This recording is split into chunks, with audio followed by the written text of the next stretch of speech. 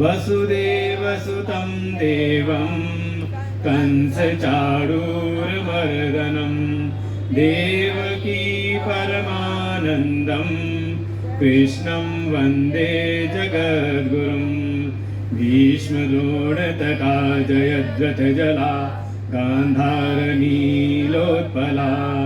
शल्यग्राहवती कृपेण वहनी कर्णेन वेलाकुला अश्वत्थामविकर्णघोरमकरा दुर्योधनावर्तिनी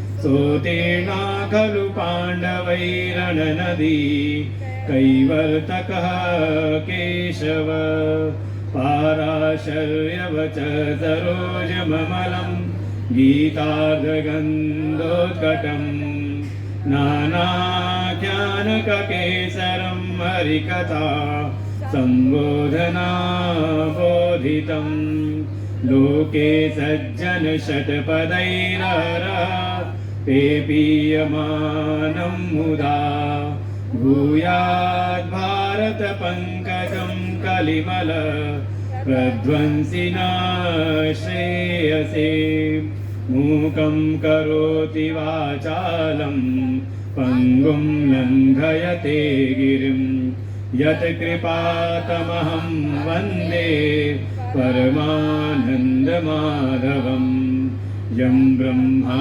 वरुणेन्द्ररुद्रमरुता स्तुन्वन्ति दिव्यैस्तवैः वेदैः साङ्गपदक्रमोपनिषदैः गायन्ति यं सामगा ज्ञानावस्थिततद्गतेन मनसा पश्यन्ति यं योगिनो यस्यान्तं न विदुसुरासुरगणा देवाय तस्मै नमः देवाय तस्मै नमः।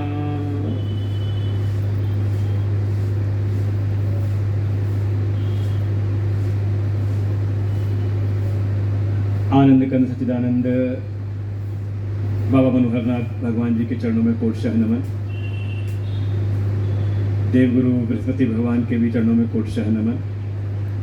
प्रातः स्मरणीय परम श्रद्धेय परम वंदनीय अनंत शिव घोषित श्री सद्गुरुदेव भगवान के चरणों में कोटशः नमन। इस स्थान की कर्ता धर्ता आदरणीय परम श्रद्धेय अनंत शिव घोषित महामंडलेश्वर पूजनीय माता जी को भी कोटशः नमन वंदन। उपस्थित बटुकगण भगवत भक्त श्रोतागण एवं श्रद्धा भक्ति स्वरूपिणी मातृशक्ति, पावन अवसर है 9 दिन उपासना के और हमारे सनातन धर्म का नववर्ष चैत्र नवरात्रि से हमारा यह प्रतिपदा से ये नववर्ष प्रारंभ हुआ। और देखिए कैसी परंपरा है कि अगर नववर्ष में प्रवेश करना है तो कैसे करें, हुड़दंग मचा करके न्यू ईयर 31 सेलिब्रेट करते हैं लोग। कैसी विकृत सभ्यता है और लोग उसको अपना करके अपने आप को बड़ा गौरवान्वित महसूस करते हैं। रात भर हुड़दंग मचाया, नशा वशा कर करके बेहोशी में नए साल में प्रवेश करते हैं। ये है पाश्चात्य सभ्यता। हैप्पी न्यू ईयर मना लेते हैं। तो आ रही है, आवाज तो आ रही है।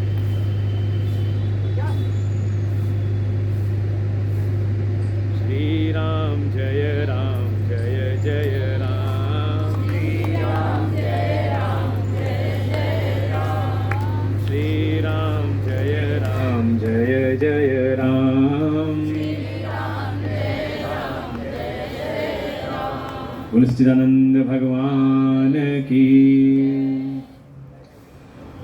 तो पाश्चात्य संस्कृति ऐसी विकृत सभ्यता को ऐसा प्रसार हुआ उसका कि बेहोशी में जाकर के लोग नए साल में प्रवेश करते हैं। महिमा तो है हमारी सनातन वैदिक संस्कृति की। जहां कहा कि अगर आपको नववर्ष में प्रवेश करना है तो देखिए सीधे नहीं, चैत्र मास प्रारंभ होता है, कृष्ण पक्ष लगा है और होलिका दहन। तात्पर्य यह है कि केवल होलिका दहन करके केवल ये नहीं कि हमने होली जला ली। होलिका दहन मतलब केवल बाहर की सफाई ही नहीं, थोड़ा भीतर भी अपने सद्गुणों का हम संरक्षण करते हुए, और जो भी हमारे भीतर कोई बुराई रह गई हो तो उसको हम होलिका में दहन कर दें। और फिर तैयारी करते हुए जब चैत्र मास की शुक्ल प्रतिपदा हो तो उस दिन हमारा नववर्ष प्रारंभ हो रहा है। तो कैसे प्रवेश करें? तो कहा घर में घट की स्थापना करो, मां भगवती की स्थापना करो और 9 दिन उपासना, थोड़ा नियम थोड़ा संयम से उपासना करते हुए तब फिर ये आती है दशमी। एक विजयदशमी तो आप मनाते हो आश्विन मास वाले में, लेकिन यहां भी विजयदशमी के रूप में ही है, लेकिन वो तब भीतर प्रकट होगी जब आप 9 दिन उपासना करते हुए, मां भगवती की आराधना उपासना हमने की, और फिर रामनवमी में भगवान राम के प्राकट्य का उत्सव। और वास्तव में भगवान राम, रामो विग्रहवान धर्म, केवल कोई प्रतिष्ठा किसी विग्रह की प्रतिष्ठा नहीं है, वो केवल किसी अवतार के किसी स्वरूप की प्रतिष्ठा के लिए 500 वर्ष से वो जो चल रहा था संघर्ष, उसके लिए नहीं, बल्कि साक्षात धर्म की हमने प्रतिष्ठा की है। क्योंकि हमारे जीवन के लिए अगर आपको कोई आदर्श चाहिए, हर एक जगह पर अगर आपको एक आदर्श के रूप में चाहिए तो वो आदर्श आपके सामने दिखते हैं। कौन? कहा प्रभु श्री राम, साक्षात धर्म की मूर्ति उनको माना गया। अगर जो भी धर्म के सारे शास्त्रों में जहां कहीं भी अगर धर्म की कोई चर्चा है, धर्म के बारे में कुछ वर्णन किया है, उसको अगर आप इकट्ठा करके अगर एक सोचो कि हम एक जगह कोई उसको बनाए, हम कोई अगर विग्रह बनाए धर्म का, तो साक्षात प्रभु श्री राम का ही विग्रह है। प्रभु श्री राम अर्थात साक्षात धर्म के मूर्तिमान।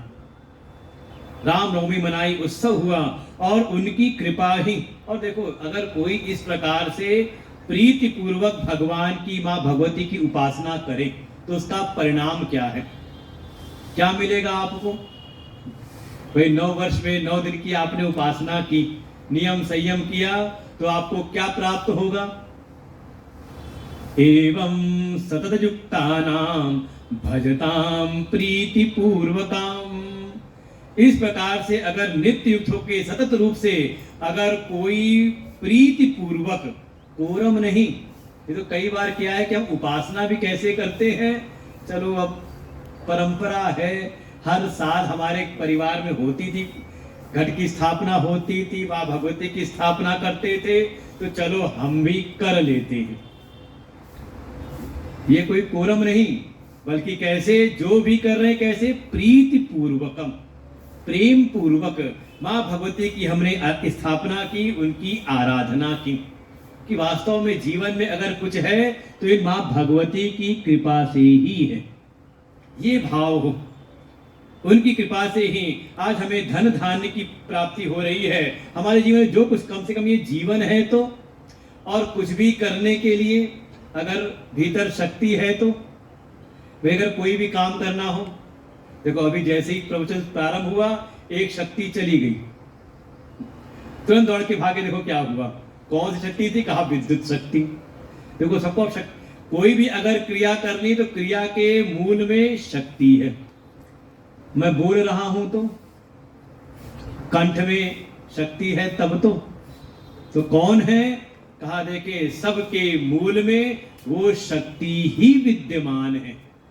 तो ये 9 दिन की जो उपासना है, उन शक्ति की उपासना है, चाहे किसी भी रूप में है, चाहे वो हमारे व्यष्टि इस शरीर के भीतर है या समष्टि ब्रह्मांड में कहीं भी कोई शक्ति है, तो पहले हम उस शक्ति की महिमा को जानें, उसकी स्थापना करें, उसकी प्राप्ति करें और फिर जो आने वाला वर्ष है उस संचित शक्ति का हम सदुपयोग करें, जिससे हमारा भी कल्याण हो और हमारे परिवार का, हमारे समाज का और हमारे राष्ट्र का और सारे जगत का कल्याण हो।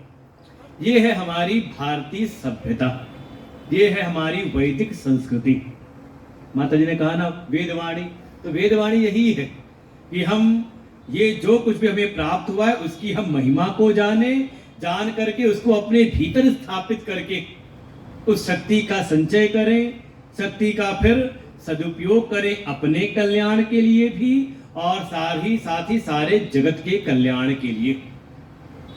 तो ऐसा ये पावन अवसर, और इसमें जो निमित्त है हमारे प्रियांक जी, और लगभग 5 वर्ष में अनुमान इसलिए लगा रहा हूं कि 5वां अध्याय है इनका। एक क्रम था 6 वर्ष, तो एक आध वर्ष कुछ और सुना होगा इन्होंने। अच्छा, एक बार भूमिका के रूप में था, एक बार का पहली बार भूमिका, फिर एक अध्याय प्रतिवर्ष होते हुए ये कार्यक्रम ऐसे था। ये ठंड का गीता जयंती पर इनका है प्रण कि हर गीता जयंती पर एक सप्ताह कोई ना कोई एक अध्याय, और कोई क्यों क्रमशः चला रहा है। प्रथम अध्याय हुआ, द्वितीय अध्याय, तृतीय अध्याय, चतुर्थ, अब इस बार है 5वां अध्याय। नाम है कर्म संन्यास योग। किसी को चाहिए तो नहीं संन्यास? अब मुझे बड़ा अच्छा लगा कि स्थान ऐसा है जहां पर साक्षात संन्यास की मूर्ति माता जी विद्यमान हो।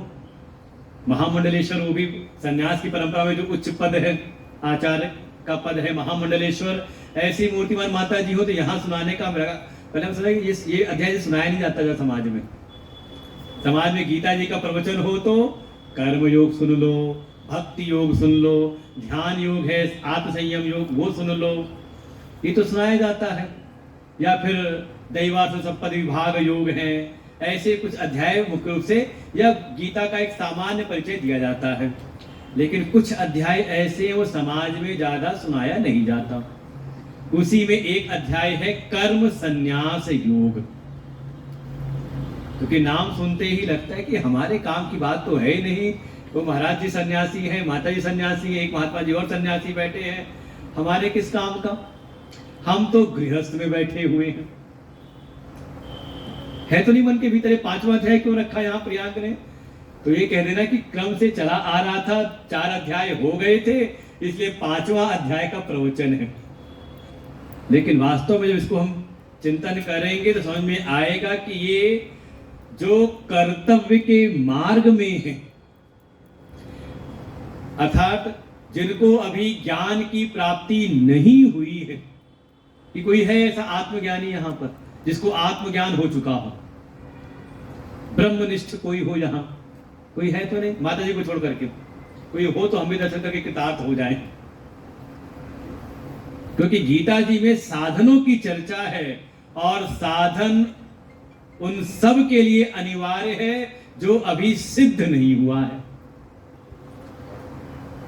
भाई साधन चर्चा किसके लिए होगी? जो सिद्ध हो गया उसके लिए कोई साधन की आवश्यकता नहीं। जो अभी सिद्ध अवस्था में नहीं हुए हैं, सिद्ध अवस्था अर्थात आत्म स्वरूप की प्राप्ति, आत्मनिष्ठ जो नहीं हुए हैं, अभी जिनको ब्रह्म निष्ठा प्राप्त नहीं हुई है, उनके लिए ही गीता का उपदेश है। और जिस दिन आपके भीतर आ जाए ऐसी बात कि हाँ अब तो मेरे भीतर का मोह नष्ट हो गया, मुझे अपने स्वरूप का स्मरण हो गया, मुझे आत्म स्वरूप का अनुभव हो गया, अब कोई संदेह नहीं रहा, मुझे निष्ठा प्राप्त हो गई अपने आत्म स्वरूप में। अब मेरा चित्त संसार के विषयों में रति, तृप्ति, संतुष्टि, ये बाहर जगत में अब कोई कहीं नहीं ढूंढता। मेरा मन अब बाहर जगत में नहीं भटकता, बल्कि मेरा चित्त तो नित्य ही ब्रह्म स्वरूप में ही रमण कर रहा है। यस्य ब्रह्मणि रमते चित्तम नंदति नंदति नंदतीव। ऐसी स्थिति प्राप्त हो गई है तो उसके लिए फिर गीता जी नहीं है।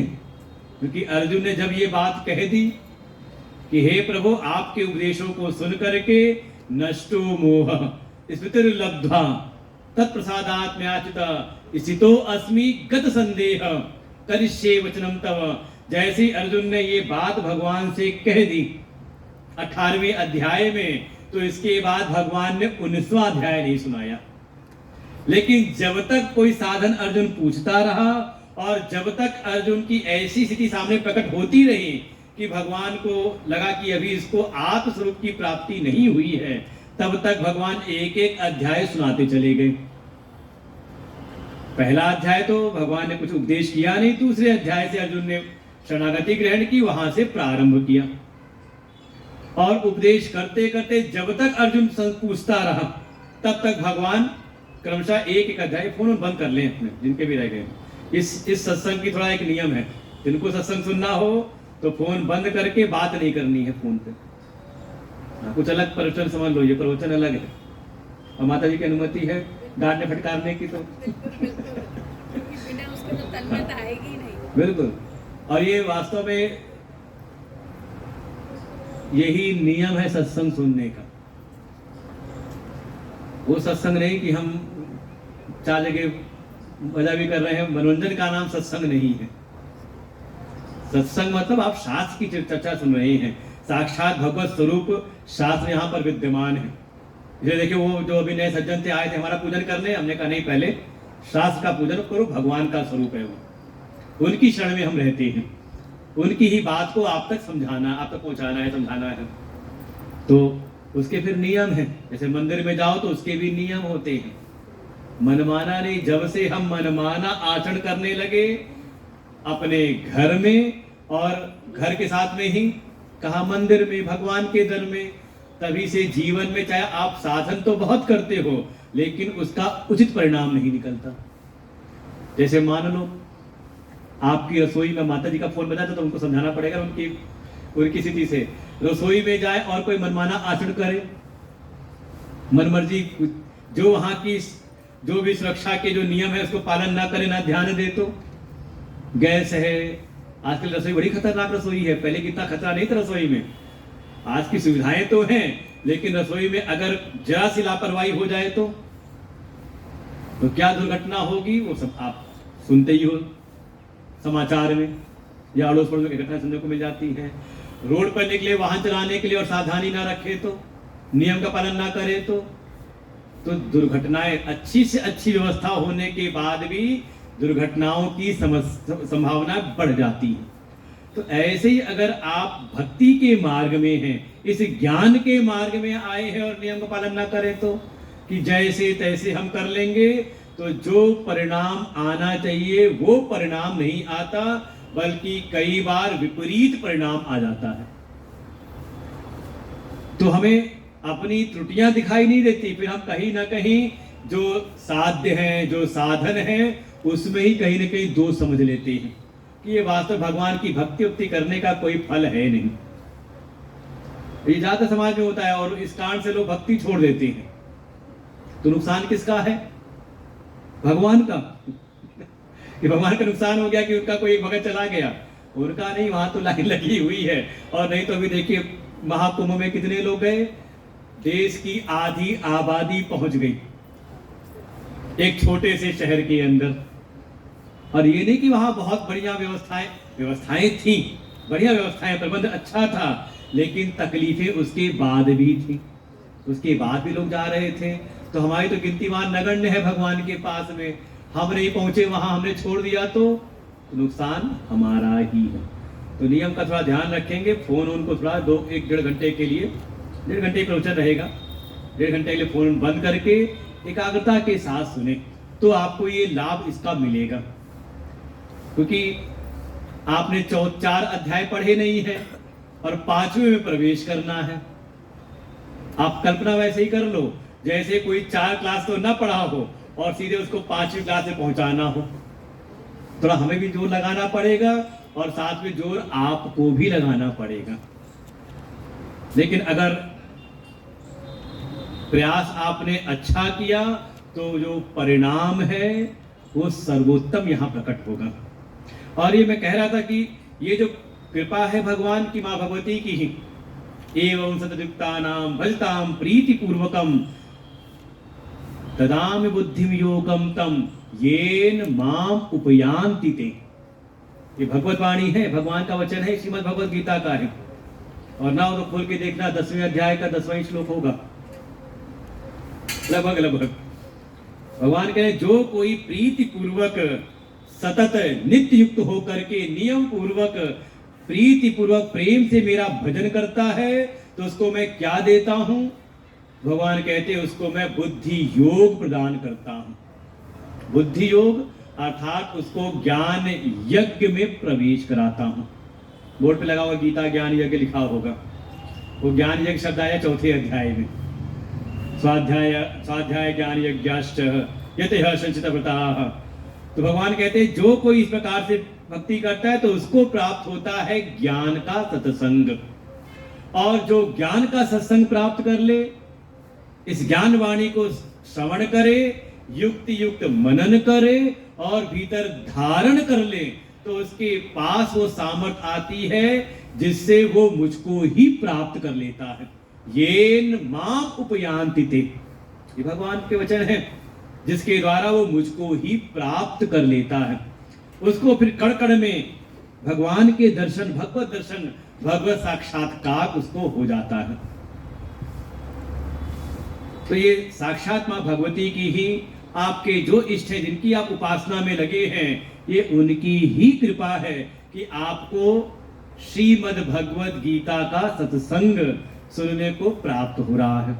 देखो दुर्लभ है, आपको भी पता हो, माता जी ने भी प्रारंभ में कहा ही कि कथाएं तो खुद सुनने को मिल जाती हैं। शिव पुराण है, भागवत की तो क्या महिमा कही जाए। मेरठ में कहीं हो सकता है कि इसी समय भी 2-4 जगह कथाएं हो रही होंगी भागवत की, देवी भागवत की कथाएं, राम कथा अभी हुई, बहुत बड़ी विशाल कथा, हनुमत कथा हुई, सब कथाएं हो रही हैं।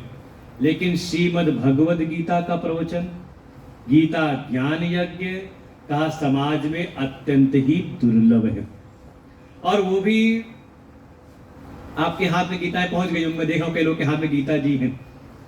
प्रवचन भी ऐसा कि हम खुद गीता को खुद पढ़ करके उसको हम समझने का अवसर हमें मिलेगा, कि हम स्वयं गीता के श्लोकों का पाठ भी करेंगे और साथ उसका जो व्याख्यान है उसको समझने का भी अवसर। तो कम से कम 7 दिन में कुछ श्लोक तो पढ़ना आप सीख जाओगे, ऐसी महिमा। और देखिए श्रीमद् भगवत गीता की महिमा ही अपने आप में अपरंपार है। केवल हमारे भारतीय जगत का ही दार्शनिक नहीं, पाश्चात्य जगत का भी कोई दार्शनिक है अगर रहा है तो श्रीमद् भगवत गीता से अछूता नहीं रहा। सार्वभौमिक स्तर पर भी श्रीमद् भगवत गीता की अतुलनीय महिमा स्थापित है, उसकी ऐसी ख्याति है। और लगभग लगभग सब एक बात तो अगर किसी से कहे तो, जिसने थोड़ा बहुत भी शास्त्रों का चिंतन या उसके श्रवण किया हो, तो एक बात तो कह देगा, गीता जी में क्या सिखाया है। पूछे आपसे क्या सिखाया गीता जी में, तो आपको जीवन जीने की कला सिखाई गई है। सुना कि नहीं? ये पहली बार सुन रहे हैं? पक्का जीवन जीने की कला। तो आपको जरूरत है कि नहीं जीवन जीने की कला की? तो क्यों नहीं सीखी अभी तक? लगभग लगभग जो दिखाई दे रहे हैं एवरेज 50 साल वाले दिखाई दे रहे हैं, और आधी जिंदगी बीत गई, अभी तक जीवन जीने की कला नहीं सीखी। तो जीवन क्या जिया फिर? है, लग नहीं रहा ऐसा कि अगर कोई ऐसा ग्रंथ है, ऐसा कोई शास्त्र है जो हमें जीवन जीने की कला सिखाता है कि हमारा अब जीवन कैसा हो, हम परिवार में हो तो कैसे जिए, हम समाज में हैं तो कैसे जिए, हम भगवान के पास जाएं तो कैसे जाएं, जो हमारे सर्वांगीण जीवन के विषय पर जो चर्चा करता हो, ऐसा जो ग्रंथ है आज तक हमने उसको छुआ तक नहीं, या छुआ तो चलो कहीं कहीं मिल गई, कई बार बच्चों से मिल जाती है प्रसाद के स्वरूप में, सभी यहाँ मिल गई, बहुत लोगों को उन्होंने बांट दी जो शुरू में आए थे। तो क्या करते हैं, गीता जी कहीं मिली, कई बार चौराहों पे भी मिल जाती है, वो लेकर के बेचते थे चौराहों पर भी, लेकर के आए, माथे से लगाया और कहीं अलमारी में लाल कपड़ा लपेट करके रख दिया। खोल के देखने की कोशिश नहीं करते कि क्या है। हाँ, ये जानते कि जीवन जीने की कला है, लेकिन कभी सीखने की इच्छा हुई नहीं। ऐसा ये ग्रंथ श्रीमद् भगवत गीता, जिसकी महिमा ऐसी पूरे विश्व में विख्यात है। लेकिन वास्तव में जो श्रीमद् भगवत गीता का जो मूल विषय है वो है आत्म स्वरूप का ज्ञान। वास्तव में मैं कौन हूं, मेरी अपनी पहचान क्या है, उसका बोध कराती है श्रीमद् भगवद गीता। अच्छा, आप जानते हो कि नहीं जानते आप कौन हो? जानते हो कि नहीं कौन हो आप? अपने बारे में आपको बताना तो क्या बताओगे? अभी किसी ने 2 दिन पहले ही फोन पर चर्चा चल रही थी, तो उन्होंने बड़ी बातें, अपनी भूमिका रखी, ऐसे कुछ जो जिज्ञासा थी, उन्होंने बात तो कही कई तरह से कि हाँ, ये आत्मज्ञान की चर्चा होती है, मैं आत्मा, मेरा आत्म स्वरूप है, लेकिन मैं कैसे जानूं? बुद्धि से जानूं, मन से जानूं, इंद्रिय से जानूं, कैसे जानूं? क्योंकि ये कहा जाता है कि इनके द्वारा उस आत्मा का ज्ञान नहीं हो सकता। ये हो गया, आप आरती गाते हो तो भगवान की जब आरती गाते हो तो कहते हो तुम हो एक अगोचर सबके प्राण प्रति। कहते कि नहीं? मतलब क्या है इस लाइन पंक्ति का? कि हे प्रभु, आप अगोचर हो। अगोचर माने गो गोचर जहां लग मन जाई, गोस्वामी जी कहेंगे। गो माने इंद्रियां, इंद्रियों के द्वारा जिसको देखा जा सके, इंद्रियों के द्वारा जिसको ग्रहण किया जा सके, उसको कहते हैं गोचर। जैसे नेत्र से हमने आपको देखा, आपके रूप को देख लिया, आपने हमको देख लिया, तुम्हारे शरीर क्या हो गया? कहा गोचर हो गया। किसका? नेत्र का। हमारे शब्द आपको सुनाई दे रहे हैं, आपकी मोबाइल की घंटी बार बज जाती है तो उसको पता चल जाता है किसका फोन बजा। तो क्या हुआ? कान का विषय बन गया शब्द, तो हम वो हो गया गोचर। ऐसी ठंडी गर्मी का आपको एहसास हो गया त्वचा से, आपको भोजन कुछ मिला, कुछ खाने को मिला तो उसका रस का आपको ज्ञान हुआ जिह्वा से। तो ऐसे ये सारा जगत तो है गोचर, लेकिन इस जगत के जो स्वामी हैं, जगत के जो अधिष्ठाता हैं, जगत के जो अधिष्ठात्र कारण हैं, परमात्मा, कहा वो गोचर नहीं है। समझ में आई बात की नहीं? तो आरती किसकी कर रहे हो? कहा वो आपका रूप तो है, लेकिन आपका जो वास्तविक स्वरूप है, कहा वो इंद्रियों के द्वारा हम नहीं जान सकते। आप तो घट घट के भीतर व्याप्त हो, सबके प्राण के रूप में। मैं भी ये बात कहता ना, शक्ति, कुछ भी करना है तो एक शक्ति की आवश्यकता होती है। बिना शक्ति के तो कभी विचार नहीं किया कि ऐसी कौन सी शक्ति जो मेरे भीतर है तो मैं सारे कार्य करने में सशक्त हो गया, और जरा सी वो शक्ति ना हो तो कई बार कहते हैं आपको बड़ा शिथिलता सी कुछ शक्ति होती है, जैसे भीतर जान ना रह गई हो। लगता है कि नहीं अनुभव? और संसार में भी जो कार्य हो रहे हैं तो किसी शक्ति के द्वारा ही हो रहे हैं ना। तो वो शक्ति कौन? शक्ति रूप परमात्मा का, उसको आप दिखा सकते हो। दिखाने की तो बात इतनी है कि जिससे ये माइक चल रहा है ना, जिससे ये आपको हवा देने वाला कूलर चल रहा है ना, किससे चल रहा है? बिजली से। दिखा सकते हो बिजली? दिखाओ मेरे को बिजली। मैं दिखा सकता हूं। कोई किसी ने हमसे कहा कि आप क्या मुझको बिजली शक्ति दिखा सकते हो, विद्युत शक्ति? हमने कहा हाँ आओ। तार छिला, हमने प्लग लगाया, हमने कहा छू के देखो। क्यों नहीं होता? अभी आज ही किसी ने कहा, हम भोजन भिक्षा में बुलाया था तो हम कुछ कम करने लगे, तो उन्होंने कहा नहीं खा के देखिए। तो हमने कहा ये विधि आपकी होगी, हम देख करके तब खाते हैं। तो जैसे आप कहते हो खा के देखो, तो हमने भी कहा छू करके देखो, दिखाई देगी कि बिजली है कि नहीं। कहा नेत्रों से नहीं दिखाई देती, हमें कानों से हम बिजली को नहीं ग्रहण कर सकते, चख नहीं सकते, लेकिन शक्ति है तो उसके कार्य हमें दिखाई देती है। समझने का प्रयास करेंगे इस बात को। ऐसे ही वो जो परम शक्ति है, जिसको हम ब्रह्म कहते हैं इस जगत के संदर्भ में, जो आत्म शक्ति है जिसको हम कहते हैं अपने शरीर के संदर्भ में, वो जो शक्ति है वो है अगोचर। उसके कार्य दिखाई देते हैं। मैं बोल रहा हूं, क्या है? उसका कार्य है।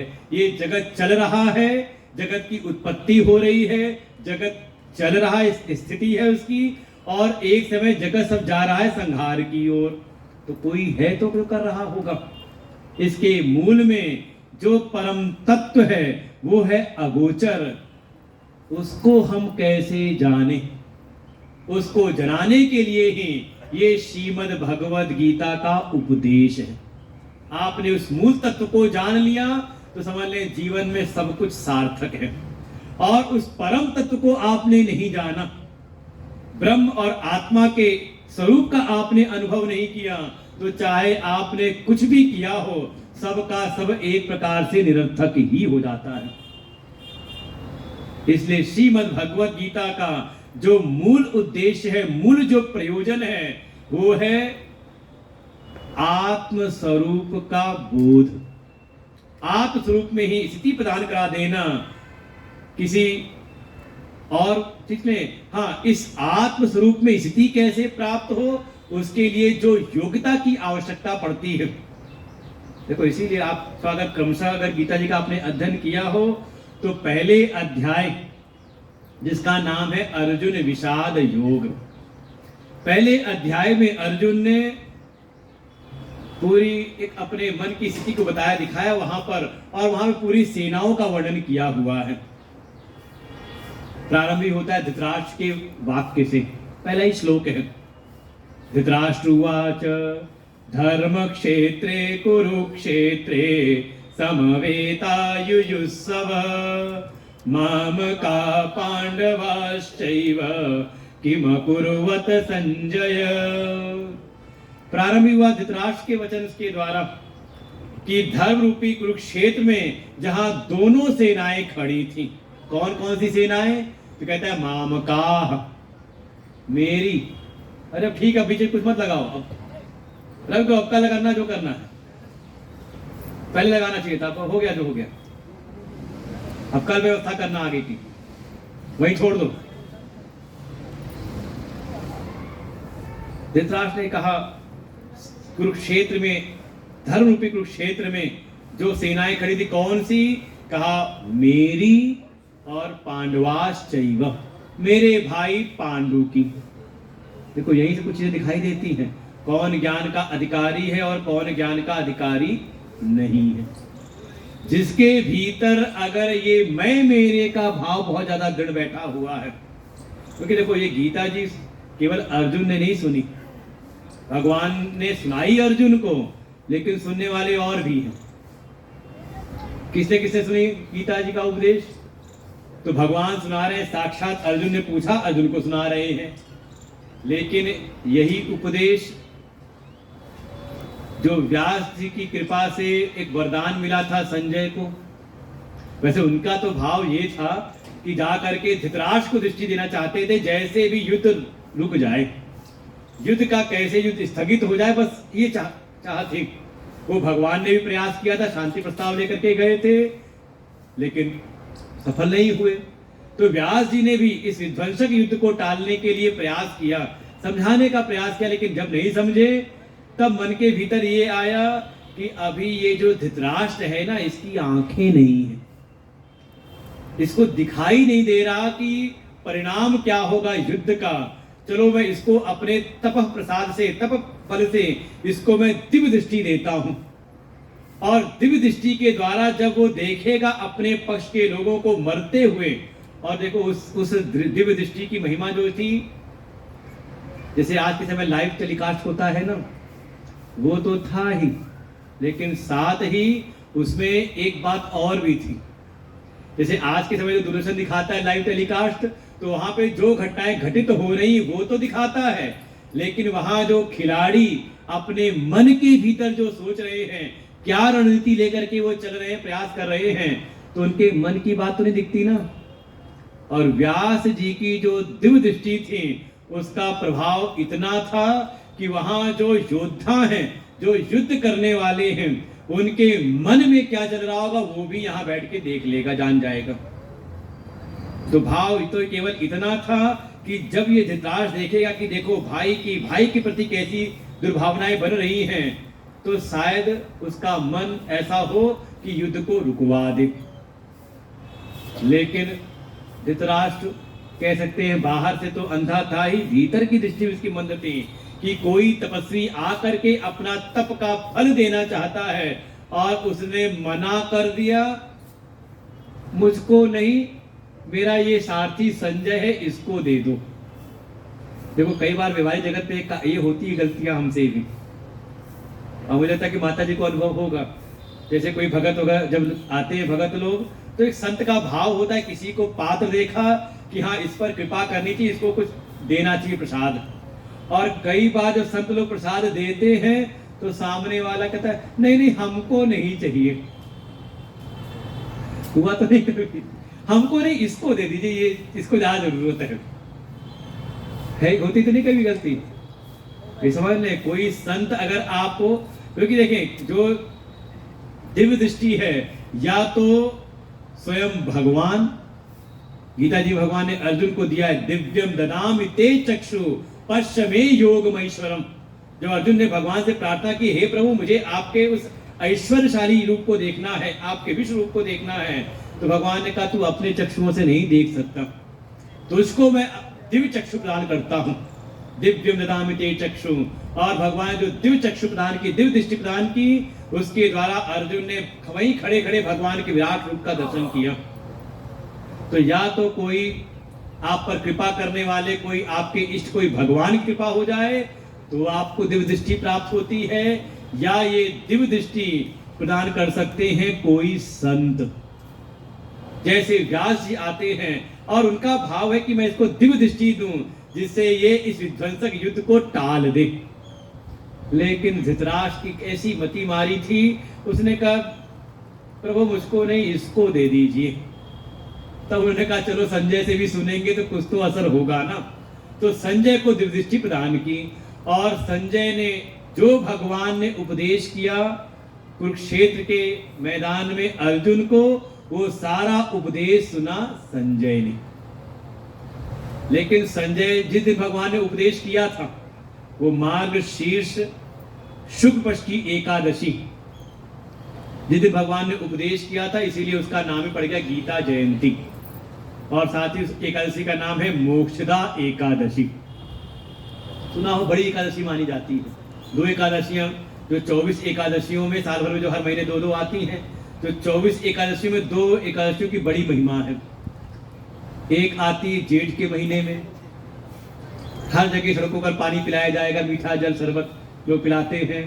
कौन सी? तो कहा निर्जला एकादशी, भीमसेनी एकादशी, वो जेठ मास की।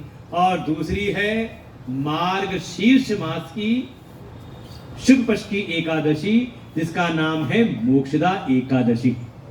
आश्रमों में गीता का पारायण होता है, वहां पर गीता का पूरा पाठ करते हैं। तो तात्पर्य यही है, मोक्ष प्रदान करने वाली एकादशी है, लेकिन केवल फलाहार लेकर के नहीं। गीता जी का ज्ञान लिया कि नहीं, ज्ञान आहार किया कि नहीं।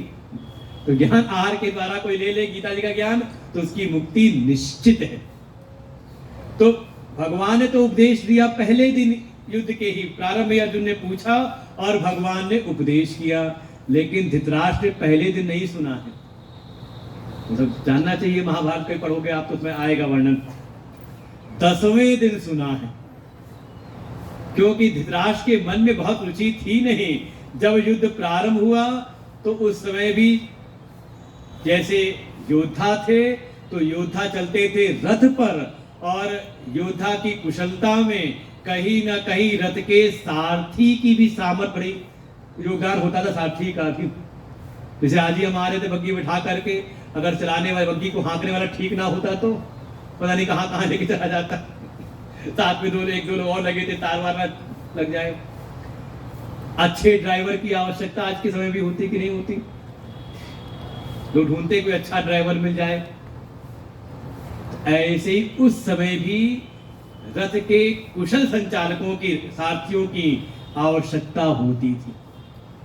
तब समझे भगवान को अर्जुन ने अपना सारथी बनाया था। और दूसरा एक वर्णन आता है, दुर्योधन ने फंसाया था नकुल सहदेव के मामा जी को, मद्र नरेश को, और जब फंसा लिया तो उन्होंने कहा क्या करूं आपके लिए?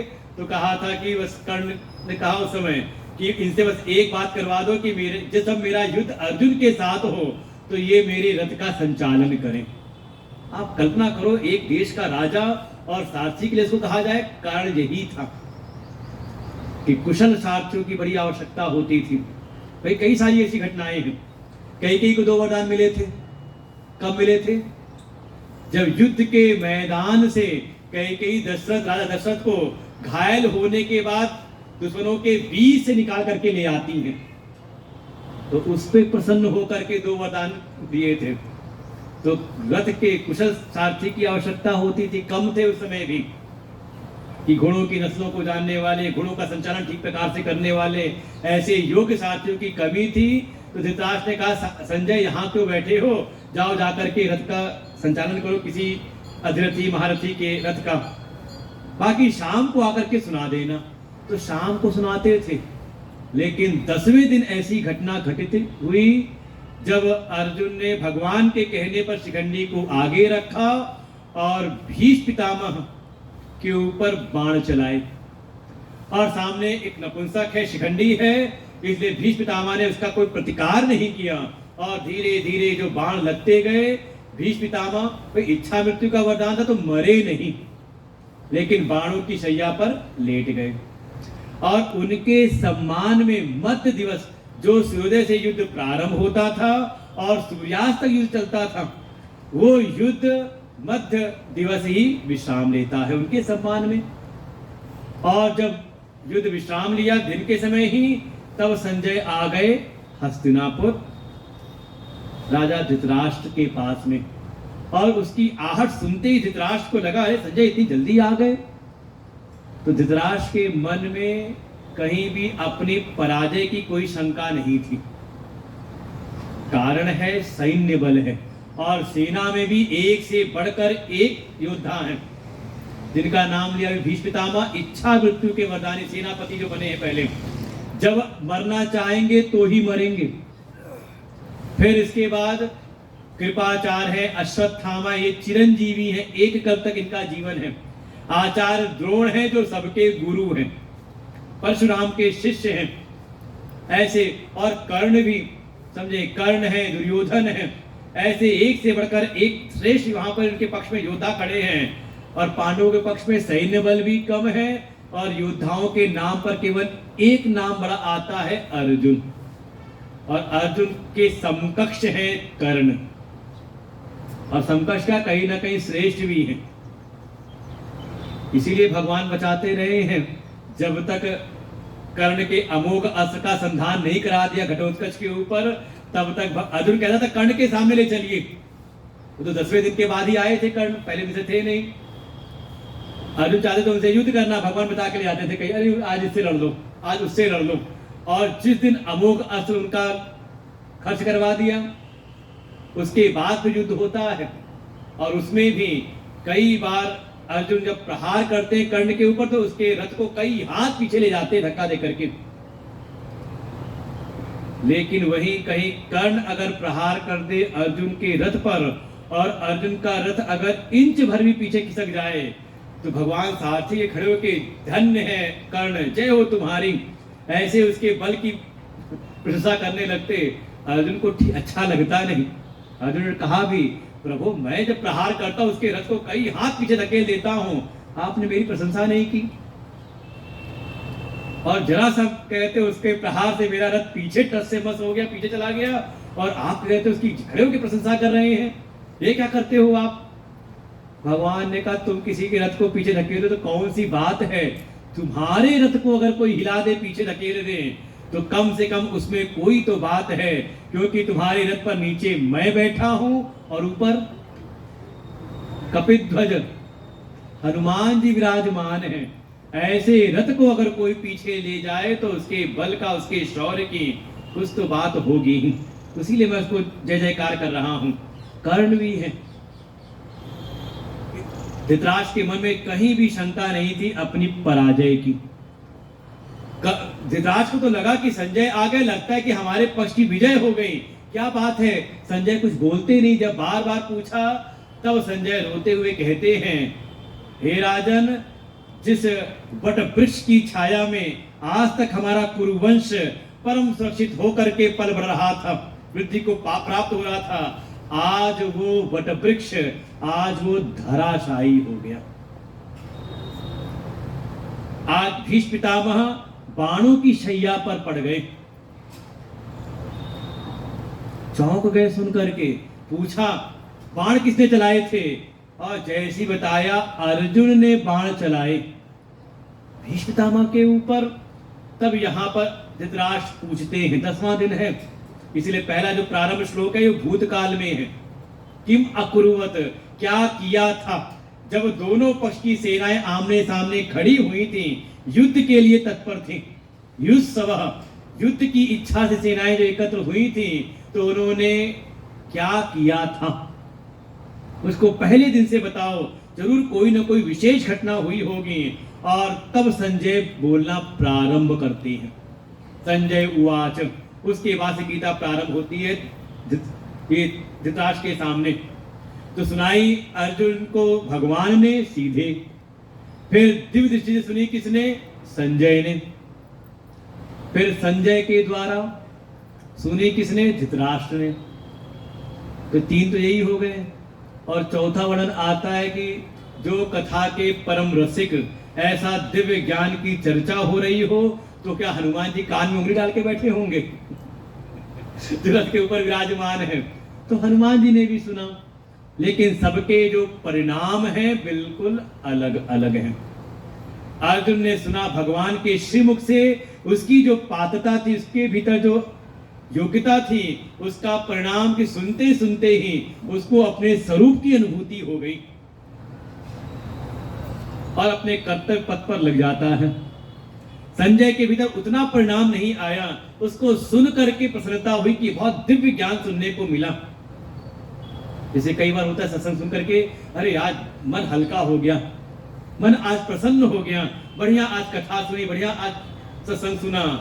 अच्छा पूछे क्या सुना, बताओ जरा आज क्या क्या सुना? मैं पूछूंगा अभी 6 बजे, आज क्या क्या सुना बताओ मेरे को। कहानी सुन के तो बड़ा अच्छा लगा था, लेकिन क्या सुनाया था वो तो ध्यान नहीं रहा, याद नहीं रहा। रहता है याद आपको? कई बार लोग पूछते हैं, भगत लोग पूछते हैं, सुनते तो बहुत हैं लेकिन कुछ याद नहीं रहता। तो हम कहते सुनते क्यों हो? कहानी सुनने में अच्छा लगता है। जब सुनते हैं तो एक कहते हैं कि एक आनंद की अनुभूति होती है, लगता है कि हाँ भगवान के हम सन्निकट हैं, एक प्रीति, एक ऐसी अनुभूति, एक प्रसन्नता सी रहती है। तो लगता है कहीं ना कहीं पात्रता में कहीं अभी कुछ कमी सी है। पात्रता पूरी हो जाए तो सुनते हुए याद भी रहे। लेकिन वहीं पर धृतराष्ट्र हैं जिनके भीतर कोई फर्क नहीं पड़ता। कारण है ये जो पहले श्लोक में कहते हैं, मामकाः पांडवाश्चैव, उस युद्ध में मेरे और मेरे भाई पांडु के जो पक्ष वाले हैं उन्होंने क्या किया। तात्पर्य क्या हुआ? तात्पर्य यही है कि भीतर मैं मेरा बैठा हुआ है। अच्छा छोटा भाई पांडु है तो पांडु के जो पुत्र है क्या उसके पुत्र नहीं है? लेकिन है क्या अपना अलग मेरा और छोटे भाई का। तो जिसके भीतर ये मैं मेरा और अपने पक्ष के प्रति एक आसक्ति, ममत्व दृढ़ है, वास्तव में उसको चाहे कितना बढ़िया भी उपदेश ज्ञान का दिया जाए कोई फर्क पड़ता नहीं। वो स्वामी जी कह देते इसी बात को, ममता रत सन ज्ञान कहानी, अति क्रोधी सन विरति बखार, ऐसे करके है पूरा वहां पर वर्णन।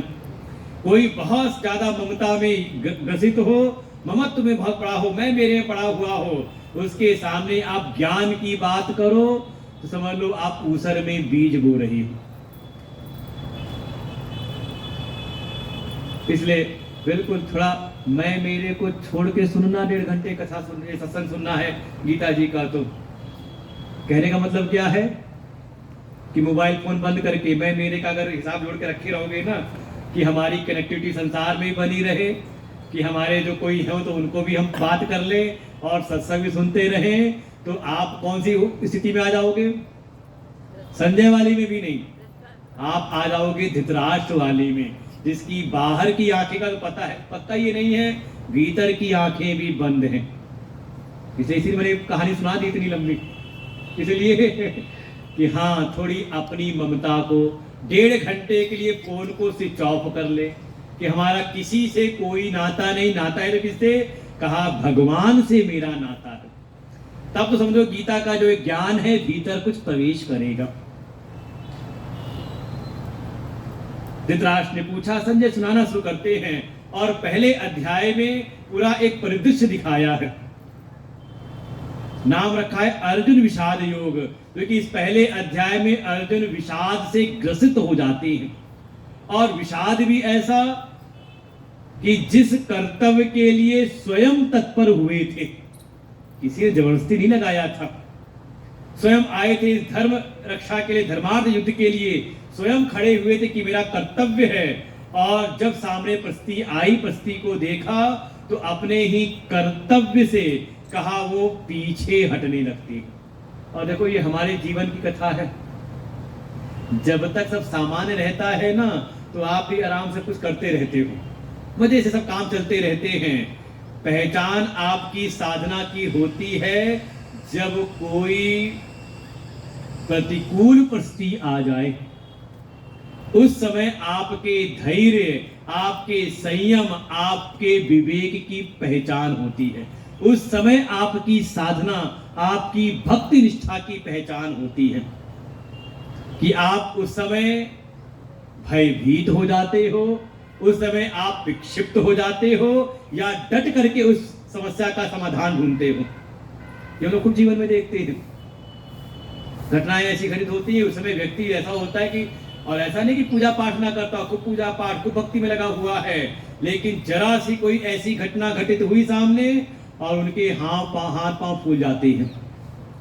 उनको समझ नहीं आता क्या करना है, उस समय करना क्या चाहिए, और कई बार तो भयभीत से हो जाते हैं। समझे? ये है। ऐसे ही अर्जुन के सामने भी जब ये दृश्य सामने प्रकट हो, वैसे दिखाया पहले दुर्योधन को है कि सारी सेना को देखा दुर्योधन ने, और फिर गया अपने आचार्य, अपने गुरु के पास में। दृष्ट्वा तु पांडवानीकं व्यूढ़ं दुर्योधन सदा आचार्यम उपसंगम्य राजा वचनम अब्रवीत। ऐसा वर्णन आएगा पहले अध्याय में, दूसरे श्लोक में ही, कि पहले अर्जुन ने दोनों सेनाओं को देखा, खुद देखा उसने। दृष्ट्वा तु पांडवानीकं, पांडवों की जो सेना सामने खड़ी थी उसको देखा, देख करके आचार्यम उपसंगम्य, अपने आचार्य, अपने गुरु के समीप गया। कैसे गया? कुछ गया होगा ऐसे चलने ढलने के ढंग से। संजय कहते राजा वचनम, जैसे राजा कोई जा रहा हो, शिष्य के रूप में नहीं गया। जा रहे हैं आचार्य के पास में, लेकिन लगता है ना कि ये तो हमारे गुरु हैं, हमारे यहाँ रखे गए हैं बच्चों को पढ़ाने वढ़ाने के लिए। तो राजा पने के अभिमान के साथ में गया, और जाते ही कहता है, गुरु जी को कहता है, पश्यताम पांडुपुत्राणाम, गुरु जी मैंने तो देख लिया है, थोड़ा आप भी देखो सेना को। ये कहा है वहां पर कि आप पांडवों की सेना को आप देखिए, और वहां पे सेनाओं को दिखाते हुए कहता है कि सावधानी से देखिएगा सामने कौन खड़े हैं, क्योंकि दुर्योधन को लगता है कि कुछ ऐसे महापुरुषों को मेरे पक्ष में खड़े हैं तो मेरे पक्ष में, लेकिन इनका दिल जुड़ा हुआ है विरोधी पक्ष वालों से। भीष्म पितामह, आचार्य द्रोण, कृपाचार्य, उसको लगता है कहीं ना कहीं इनका जो हृदय है उनके पक्ष में, शरीर मेरे पक्ष में है लेकिन हृदय उनके पक्ष में। हमें तो अभी घटना हुई होगी बिल्कुल ऐसे ही, हमारी संसद में हुआ होगा कि नहीं हुआ होगा, कि ऐसा प्रस्ताव चल रहा था, इस चर्चा चल रही थी। उनका क्या कहते हैं, शरीर तो था अपनी पार्टी के पक्ष में, लेकिन मन से कहीं ना कहीं, तभी तो पास हो गया दोनों। लेकिन समझ ले ऐतिहासिक कदम था ये, आपके भविष्य का ये बिल था, भविष्य की सुरक्षा का बिल। न पता नहीं किस दिन होता कि एक नया और देश यहीं से निकल के आ जाता, क्योंकि उनका उद्देश्य केवल इतना ही और कुछ नहीं है। एक तो दो हिस्से तो करा दिए, एक उधर पूरब में, एक पश्चिम में, 2 तो ले लिए, अब बीच में और क्या हो सकता है। उनकी रणनीति केवल इतनी ही है।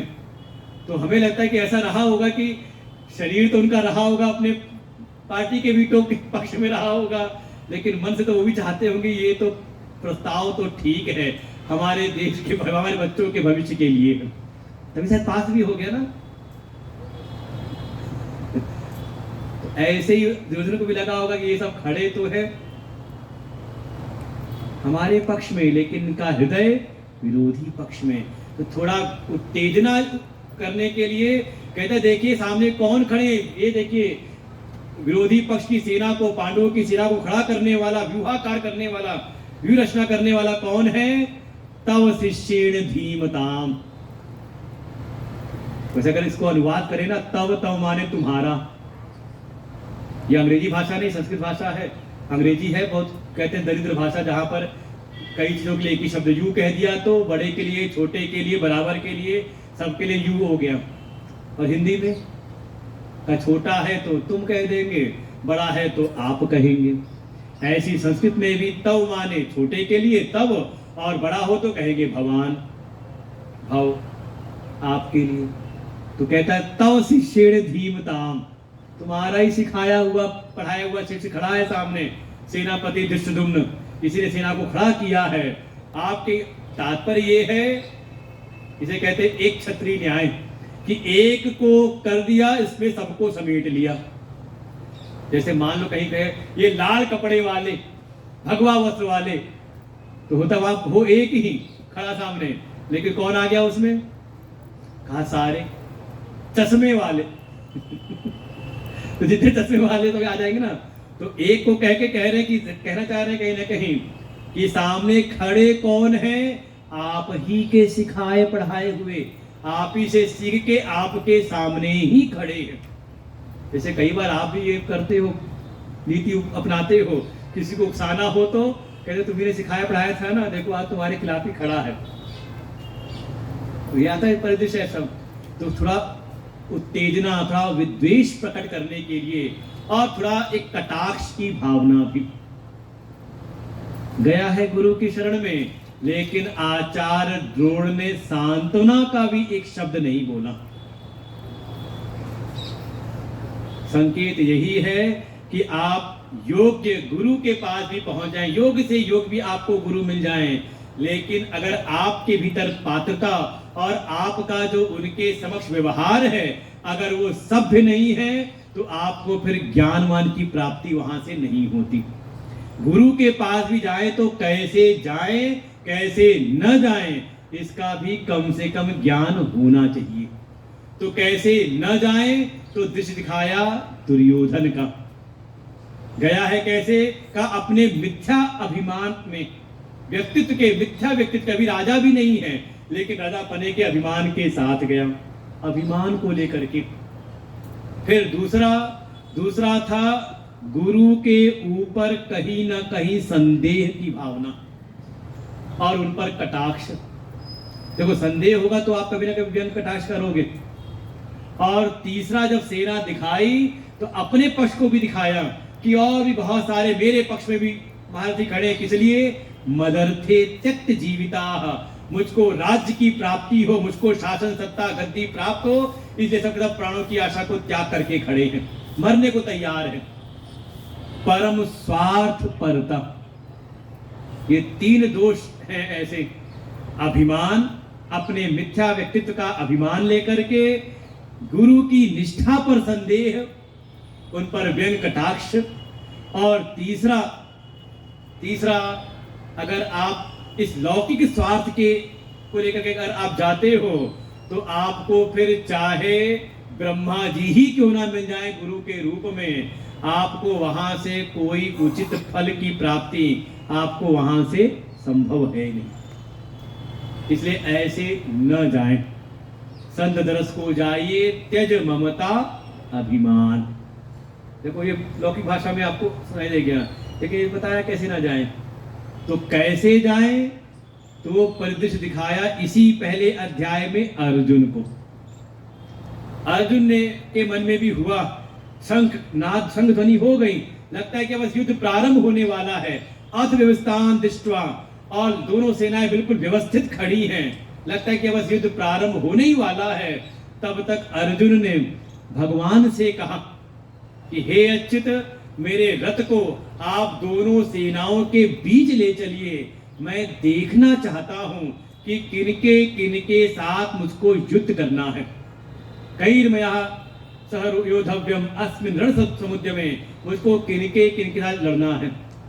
कौन कौन यहाँ इस युद्ध में युद्ध की इच्छा से यहाँ पर आए हुए हैं, मैं उनका निरीक्षण करना चाहता हूं। अर्जुन ने भगवान से प्रार्थना की, अपने सारथी से, और भगवान श्री कृष्ण अर्जुन के रथ को हाँक करके दोनों सेनाओं के जब मध्य लेकर के आए तो खड़ा कहां पर किया? भाई कर सकते थे, अर्जुन ने ये कहा कि दोनों सेनाओं के बीच खड़ा कर दो, तो वहां खड़ा कर देते जहां पर मामा शकुनी खड़े थे, जहां पर दुशासन खड़ा था, जहां दुर्योधन खड़ा था, जहां कर्ण तो थे नहीं उस दिन। तो ऐसे लोग सामने खड़ा करते तो अर्जुन को अपनी प्रतिज्ञाएं याद आती, जो चीड़हरण के समय जो हस्तिनापुर की सभा में की थी, एक उत्तेजना भीतर होती। लेकिन भगवान युद्ध के उस मैदान में जब लेके गए रथ को बीचों बीच, तो खड़ा किया कहां पर? भीष्म द्रोण प्रमुखतः, जहां पर पितामह भीष्म खड़े हैं, जहां आचार्य द्रोण खड़े हैं, जहां कृपाचार्य हैं, इनके सामने ले जाकर के रथ को खड़ा कर दिया। और यहां भगवान कहते हैं अर्जुन से, हे पार्थ पश्य एतान, तो इन सबको देख। देखो उल्टा हुआ ना, वहां दुर्योधन ने खुद देखा और गुरु जी कहता गुरु जी देखिए, और यहां पर अर्जुन ने देखना चाहा और भगवान दिखाते हैं। देखो परिदृश्य उल्टा हो गया है। संसार को हमने तो अपनी आंखों से देख लिया, कुछ समाधान निकला नहीं, और जब समाधान चाहिए तो जाइए गुरु के पास में, कोई तत्वदृष्टा हो, कोई सिद्ध महापुरुष हो, उनकी शरण में जाइए, थोड़ा उनसे दृष्टि प्राप्त करिए, तो देखिए यही आपका जो जीवन है शायद निखार आ जाए। लेकिन कोई जाकर के गुरुजी को दिखाने की कोशिश करे, नहीं गुरुजी आपको क्या पता, मैं बताता हूं आपका क्या। और ये कहीं ना कहीं हमारा अनुभव बहुत अच्छा है इस बात में, क्योंकि जो श्रोता है वो वृद्ध होते हैं और जो वक्ता है वो युवा है। तो ये हम लोग को खूब झेलना पड़ता है। उनको लगता है कि तो अभी नए नए हैं, अभी ये कई कार्यक्रमों में भी होता है। हमारे अभी आज अग्रवाल जी बैठे अपने स्कूल के उद्घाटन में ले गए, तो हमने अनुभव किया वहां पर, और आज जगह अनुभव होता रहता है। जब वहां बैठे थे कार्यक्रम के पहले, जब तक उद्बोधन नहीं हुआ था, अभी तो कुछ बाल काले से हो भी गए, ऊपर दिखने लगे, बिल्कुल ही मुंडन था उस समय कि हर महीने कुर्मा करा लेते हैं। तो जब शुरू में गए वहां पर बैठे थे कार्यालय में, जब सब लोग आ रहे थे उस समय कार्यक्रम प्रारंभ हुआ नहीं था, तो जो भी थे तो सब कोई बड़े बड़े नेता लोग थे, सबके सब वहां बैठे थे, तो ज्यादा किसी ने भाव दिया नहीं। हम चुपचाप बैठे थे, अपने अपना समय आने का हम भी प्रतीक्षा में थे। जब वहां पर जब स्टेज पर कार्यक्रम प्रारंभ हुआ, बैठे, सबने अपने अपने भाषण दिए, फिर हमने 15 मिनट का उद्बोधन दिया, और जब 15 मिनट का उद्बोधन सबने सुना, उसके बाद फिर कार्यक्रम के बाद आरती होने के बाद आखिरी में सफेद फोटो खिंचाने लगे।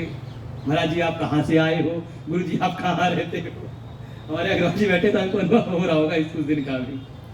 तो ये खूब तो दृष्टि प्राप्त करने के लिए तो अर्जुन इसी भाव से गए हैं, और जब भगवान ने दिखाया तो अर्जुन सबको देखते हैं, और देख करके उनके भीतर भी भाव तो वही उत्पन्न हुआ, ममत्व तो दिखाई दिया।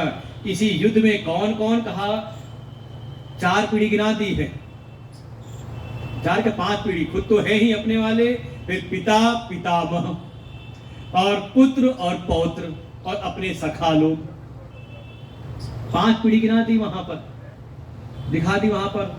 और अर्जुन जो बात कहते हैं, कहते मेरे भीतर कोई राज्य की कोई आकांक्षा नहीं थी, न कांक्षम विजयम कृष्ण न च राज्यम सुखम भोगानि च। भगवान से कहता है हे प्रभु, मैं इस युद्ध में किसी राज्य की आकांक्षा से नहीं आया था, मैं किसी भोग सुख के लिए मैं यहां पर नहीं आया था, बल्कि येषाम अर्थे कांक्षतमनो राज्यम भोगा सुखानि च, बल्कि जिनके लिए हम ये भोग राज भोग सुख चाहते थे, वे सब तो यहाँ पर अपने प्राणों की आशा को त्याग करके खड़े हैं। जब यही सब मारे जाएंगे तो हम ऐसा इनसे रहित, इनके रक्त से रंजित राज्य लेकर के हमारा कौन सा प्रयोजन सिद्ध होगा। देखिए वहां पर दुर्योधन ने क्या कहा, मदर्थे त्यक्त जीविता, मेरे मनोरथ की सिद्धि हो, मेरे को राज्य की प्राप्ति हो, चाहे भले सब मर जाए कोई बात नहीं। लेकिन अर्जुन कहते ये शाम आते, जिनके लिए हम चाहते थे वही तो यहाँ मरने को तैयार हैं, मरने को खड़े हैं। जब ये ही नहीं रहेंगे तो हम राज्य लेकर के क्या करेंगे।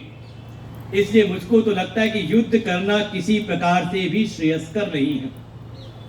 न तो श्रेय अनुपश्यामि, मैं इसमें कोई श्रेय नहीं देखता, बल्कि मुझको तो ये लगता है इस युद्ध में सब मुझको मार भी डालें, मैं इनका कोई प्रतिकार ना करूं तो भी मेरा कहीं ना कहीं कल्याण हो जाएगा।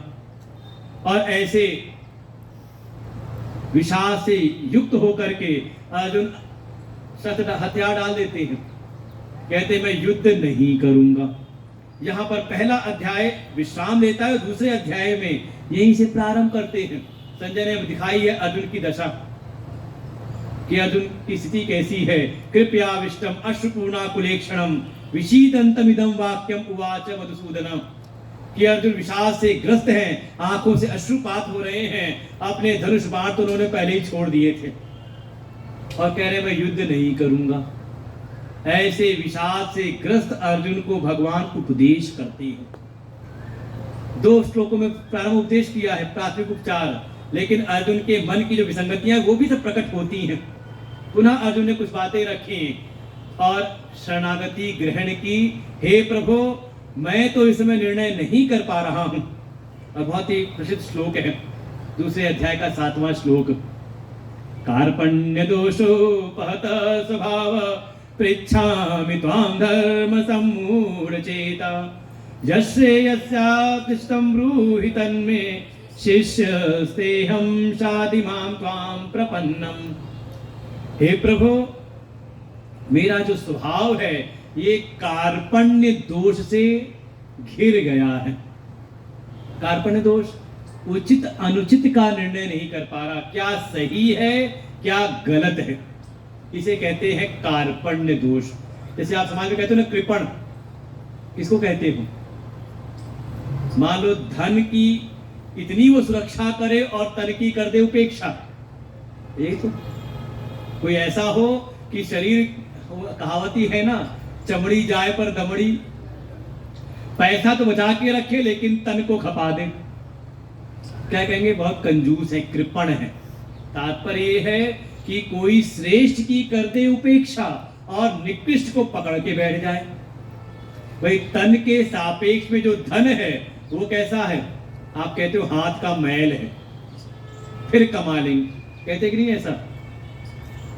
कहने का भाव यही है कि धन की अपेक्षा जो तन है, शरीर है, कहा ये श्रेष्ठ है। लेकिन ऐसी वृत्ति हो जाए कि हम श्रेष्ठ की करने लग जाएं उपेक्षा और निकृष्ट को पकड़ने लग जाएं, पकड़ के बैठ जाएं, तो ऐसे अर्जुन कहता है मेरा भी चित्त ऐसे ही स्वभाव से विकसित हो गया है। श्रेष्ठ क्या है मैं समझ नहीं पा रहा और अपने निकृष्ट विचारों को ही पकड़ बैठा हूं, इसलिए मैं निर्णय नहीं कर पा रहा। धर्म सम्मूढ़ चेता, इस समय धर्म क्या है? धर्म या हिंदू मुस्लिम की बात नहीं है, ये तो लोगों ने पता नहीं कौन सी परिभाषा दिखा दी। इसे कहते हैं रिलीजन कह लो आप, रिलीजन का अर्थ धर्म नहीं होता। आप पंथ कह लो, मजहब कह लो उसको। धर्म है वास्तव में कर्तव्य के रूप में, कि मेरा कर्तव्य क्या है। अगर आप कहीं पर अपना एक कोई अधिकार समझते हैं तो जहां भी मेरा कोई अधिकार है तो वहां मेरा कर्तव्य क्या है। अगर आपको इसका बोध हो जाए, मैं परिवार में हूं तो परिवार में मेरा क्या कर्तव्य है, तो समझ लो आप धर्म के मार्ग पे हैं। आप समाज में हैं तो समाज के प्रति हमारा क्या कर्तव्य है, राष्ट्र में है राष्ट्र के प्रति हमारा क्या कर्तव्य है, और इस मनुष्य शरीर में है तो मनुष्य शरीर में हमारा परम कर्तव्य क्या है। अगर इसका आपको बोध हो जाए तो समझ लो आप ठीक हो। अर्जुन कहता है हे प्रभु, इस समय तो मेरा जो चित्त है वो धर्म के विषय में सम्मूढ़ हो रहा है, निर्णय नहीं कर पा रहा कि मेरा क्या कर्तव्य और क्या कर्तव्य नहीं है। मुझे क्या करना चाहिए, क्या नहीं करना चाहिए। देखो इसको आप कई बार कहते हो धर्म संकट की स्थिति, ऐसी अर्जुन को भी लगता है। लेकिन अर्जुन एक बात भगवान से शरणागति ग्रहण करते हुए कहते हैं, हे प्रभु मैं आपकी शरण में आया हूं, प्रपन्न हो गया हूं और शिष्य बनकर के आया हूं। शिष्यस्ते हम, आपको गुरु नहीं बना रहा हूं, यह राजा बनकर के नहीं आया हूं, बल्कि मैं जानने की इच्छा से, जिज्ञासु भाव से आया हूं। हमारे यहाँ गुरु बनाने की परंपरा नहीं है। ये तो कई बार होता है, अभी कई चर्चा करते हैं, आजकल ऐसे संत नहीं रहे, ऐसे गुरु नहीं रहे। तो हमने कहा क्या वैसे जैसे गुरु उस समय होते थे और उनके सामने जो शिष्य होते थे, क्या वैसे आज शिष्य हैं कि गुरु मारे चाहे पीटे चाहे कुछ भी करे, कुछ बोल दे, और शिष्य चू तक भी नहीं करता था, अपने भीतर परिवर्तन करने की प्रयास करता था, गुरु जी बदलने की कोशिश नहीं करता था। अब गुरु जी को दो तरह से बदला जा सकता है, एक तो है गुरु जी में कोई परिवर्तन हो जाए, गुरु जी बदल जाए, और नहीं तो गुरु जी को ही बदल दिया जाए। ये गुरु नहीं, कोई दूसरे गुरु देखे। क्या वैसे शिष्य हैं आज? वास्तव में अगर आपके भीतर जिज्ञासु भाव है, आपके भीतर सीखने की इच्छा है, तो आपको देखे भगवान के पास से आपको कोई न कोई सिखाने वाले भी मिल जाएंगे।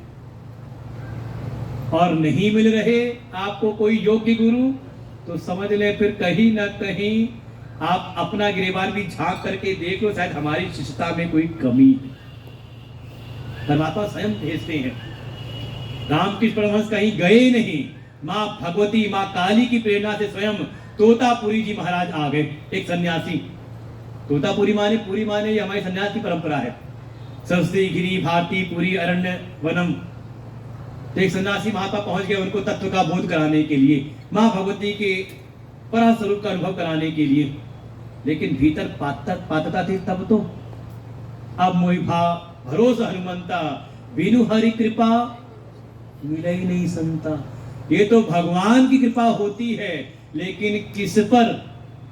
अभी मैंने पहले प्रारंभ में श्लोक पढ़ा था, ददामि बुद्धिम योगम तम येन माम उपयान्ति ते। मैं स्वयं उनको बुद्धि योग अर्थात किसी संत से मिलन करा देता हूं, उसको सत्संग प्रदान करा देता हूं, जिसके द्वारा वो मुझको प्राप्त कर लेता है। भगवान की कृपा से संत सुलभ हो जाते हैं, और संत मिल जाए तो, संत का ज्ञान मिल जाए तो जो परमात्मा है वो सुलभ हो जाती है। अच्छा, परमात्मा सुलभ है कि संत? कौन? अच्छा, परमात्मा दुर्लभ है कि संत दुर्लभ है? अब इसी गीता जी में है, जब आगे बढ़ोगे तो भगवान के दो बार वचन आते हैं, तस्याहम सुलभ अहम सुलभ पार्थ। हे पार्थ, उसके लिए तो मैं अत्यंत सुलभ हूं। लेकिन जिसके कारण सुलभ होता हूं, महात्माओं के द्वारा, तो कहा स महात्मा सुदुर्लभ, वासुदेव सर्वमिति स महात्मा सुदुर्लभ। जो मेरे उस वासुदेव तत्व को, मेरे परम तत्व को भगत के सामने बिल्कुल सुलभ करा देता है, मुझको सुलभ करा देता है भक्त को के सामने, ऐसे जो महात्मा है वो दुर्लभ ही नहीं है। एक उपसर्ग और लगा दिया, सुदुर्लभ, अत्यंत ही दुर्लभ है। लेकिन जिसके भीतर जिज्ञासा है, जानने की इच्छा है, कोई अर्जुन सरीखा हो तो अर्जुन गुरु के पास, दुर्योधन गए थे गुरु की शरण में, आचार्य उपसंगम्य, लेकिन कोई उपदेश नहीं। और अर्जुन के भीतर जिज्ञासा आई और लक्ष्य बनाया, यत श्रेयस्यात् निश्चितम ब्रूहि तन्मे। हे प्रभु, जिसमें मेरा कल्याण हो, संसार की कोई लौकिक इच्छा नहीं कही, जिसमें मेरा परम कल्याण हो, आप मुझको वो बात कहिए। और जैसे अर्जुन शरणागत हुए, भगवान से अर्जुन ने कहा ये बात, और भगवान इसके बाद अर्जुन का चित्त सम्मोहित हो रहा था धर्म के विषय में। भगवान कहते हैं, हे अर्जुन, समस्या धर्म के विषय में नहीं है, समस्या है धर्मी के विषय में। तुम हो कौन, अपने आप को जान लो। इसलिए दूसरे अध्याय में जैसे ही भगवान उपदेश करना प्रारंभ करते हैं, तो वहां उपदेश करते हैं आत्म तत्व का, कि अपने आत्म स्वरूप का बोध प्राप्त करो, और जिस क्षण ये आत्मा का ज्ञान हो जाता है फिर किसी प्रकार से कोई धर्म का संदेह नहीं होता। और अर्जुन को भगवान ने सांख्य योग का उपदेश किया दूसरे अध्याय में, इसलिए नाम ही पड़ा दूसरे अध्याय का सांख्य योग। बस मध्य में ही लगभग 30 श्लोकों में उस ज्ञान योग का, सांख्य योग का उपदेश किया, और फिर अर्जुन के सामने एक बात कही कि इस सांख्य योग, इस ज्ञान में निष्ठा के लिए जो पात्रता होनी चाहिए, उस पात्रता के निर्माण के लिए साधन है कर्म योग। और फिर कर्मयोग का भी उपदेश किया दूसरे अध्याय में ही, और उसी में श्लोक आता है, कर्मण्येवाधिकारस्ते मा फलेषु कदाचन मां कर्मफल हेतुर्भु माते संगोस अकर्मणि। कर्म के रहस्यों का भी, कर्मयोग का भी प्रतिपादन किया, और फिर समापन पर अर्जुन को फिर ज्ञान की महिमा का प्रतिपादन किया कि बिना ज्ञान के श्रेय की प्राप्ति संभव नहीं। और अर्जुन ने ज्ञानियों के लक्षण पूछे, भगवान ने 18 श्लोकों में ज्ञानियों के लक्षण का उपदेश किया। ये दूसरे अध्याय हो गया पूरा। लेकिन इतना सुन करके अर्जुन के चित्त, और भगवान ने जो सांख्य योग का उपदेश किया, महिमा बताई कि जो तुम श्रेय चाहते हो, परम कल्याण चाहते हो, तो उसका साक्षात साधन तो ज्ञान ही है, लेकिन तेरा जो अधिकार है वो अभी कर्म योग में है, तू कर्म योग कर।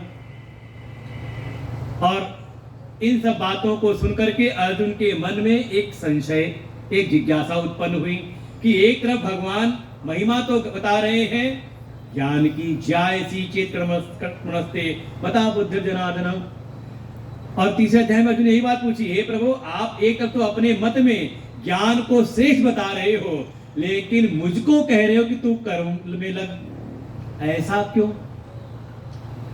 तो तीसरा अध्याय में भगवान ने कर्म योग का प्रतिपादन किया है और कर्म की अनिवार्यता के हेतु बताए हैं कि हे अर्जुन तेरा कर्म में ही अधिकार है। क्यों? तो उसके लिए पढ़ना पड़ता है तीसरा अध्याय, कर्म की अनिवार्यता। लेकिन उस कर्म के द्वारा जब वो योग्यता प्राप्त हो जाए तो लक्ष्य है वही सांख्य योग ही। इसलिए तीसरे अध्याय का जब समापन करते हैं तो ज्ञान के विषय से ही समापन करते हैं, उस आत्म तत्व में कैसे स्थिति प्राप्त की जाए। इंद्रियाणि प्राण्याहो इंद्रियेभ्यः परम मनः मनसस्तु परा बुद्धि बुद्धेरात्मा महान परा। उस आत्म स्वरूप में ही इस कर्म योग की साधना के द्वारा अपने अंतःकरण को शुद्ध करो, निर्मल करो, एकाग्र करो, और इस शुद्ध एकाग्र मन के द्वारा उस परम तत्व को जानो। लगा दो 5 मिनट के लिए, इसी को लगा दो, ये जो रखा था। अच्छा चलो चल। श्री राम जय राम जय जय राम, श्री राम जय राम जय जय राम, हम श्री राम जय राम जय जय राम, श्री राम जय राम जय जय राम, हम श्री राम जय राम जय जय राम, श्री राम जय राम जय जय राम, श्री राम जय राम जय जय राम, हम श्री राम जय राम जय जय राम, हम श्री राम जय राम जय जय राम, हम श्री राम जय राम जय जय राम, हम श्री राम जय राम जय जय राम, श्री राम जय राम जय जय राम। तीसरे अध्याय में अर्जुन को कर्म की अनिवार्यता का प्रतिपादन किया, और कर्म भी करें तो कैसे करें उसका वर्णन किया। कर्म योग, कर्म नहीं बल्कि कर्म योग करें, और इसके द्वारा ही ऐसी पाता है। धीरे धीरे उसी का विस्तार किया चौथा अध्याय, और चौथे अध्याय में भगवान ने एक शब्द जोड़ दिया, ज्ञान कर्म संन्यास योग। तो पहला अध्याय अर्जुन विषाद योग, विषाद से ग्रसित हुए अर्जुन, और उस विषादग्रस्त अवस्था में गए भगवान की शरण में। भगवान ने वहां जीवन का लक्ष्य दिखाया सांख्य योग, और उसके उपाय रूप में बताई साधना कर्म योग की। सुन करके अर्जुन के मन में संदेह हुआ, बात पूछी। भगवान ने फिर कर्म की अनिवार्यता क्यों है अभी उसका वर्णन किया, और साथ ही कर्म किस प्रकार से करें कि हम इन कर्म बंधनों के में ना फंसे, और वर्णन करते हुए ज्ञान की चर्चा कर दी आखिरी में, और उसी का विस्तार किया चौथे अध्याय में कि कर्म तो करना है, लेकिन कर्म का जो परिणाम है वो है अकर्म, कि हमें अकर्म की स्थिति में पहुंचा दे। देखो, जो भी प्रवृत्ति है, प्रवृत्ति की सार्थकता, प्रवृत्ति की सिद्धि है निवृत्ति की ओर। भाई कोई भी कर्म किस लिए करते हैं? कर्म से छूटने के लिए ही तो। कोई चल रहा हो, क्यों चल रहे हैं? कहीं पहुंचने के लिए। कोई ऐसा हो कहीं चलने के लिए चल रहे हैं तो कहेंगे शायद कुछ समस्या है ऊपर। हर जो कर्म है वो आपको समझे कर्म शून्य अवस्था में ले जाने के लिए है। अरे कम से कम ज्यादातर जो बैठे हुए हैं तो कभी नौकरी की तो कब कहा एक दिन रिटायर भी हो गए। जीवन की जो आवश्यकताएं थी पूरी हुई, कर्तव्य निर्वहन हुआ तो रिटायर भी हुए।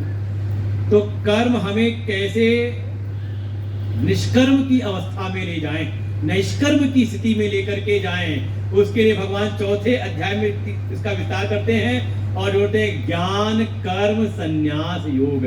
कैसे ज्ञान के द्वारा कर्म का संन्यास किया जाए।